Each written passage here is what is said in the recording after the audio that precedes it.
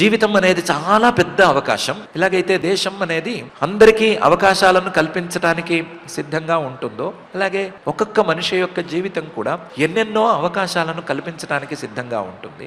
కానీ ఆ అవకాశాలన్నీ మంచి అవకాశాలుగా వాటిని మలుచుకుంటే మనిషి అభ్యున్నతికి వీలుగా తనను తాను మార్చుకోగలుగుతాడు. లేకపోతే తప్పులు చేసే మాట అయితే దండనను తప్పనిసరిగా అందుకుంటాడు. ఆ దండన అనేది ఎంతటి వాడికైనా సరే ఇంకా రెండో మాట లేకుండా జరిగి తీరుతుంది. ఈ మాట మనసులోకి ప్రవేశించకపోతే తప్పులు చేయకూడదు అనే అభిప్రాయం ఎలా కలుగుతుంది? శిక్షాస్మృతి అనేది ఎంత అవసరమో ఇప్పుడు మనం చెప్పుకున్నటువంటి భాగం కూడా అంతే అవసరము. కాబట్టి మనం పరమాత్మ ఇచ్చినటువంటి ఈ జీవితాన్ని ఈ వ్యక్తిలాగా దుర్వినియోగం చేసుకుని చివరికి బాధపడే పరిస్థితులకు చేరుకోకుండా సద్వినియోగం చేసుకుని మనం ఆలోచన విధానాన్ని మార్చుకునే ప్రయత్నాన్ని ప్రారంభించుకుందాం.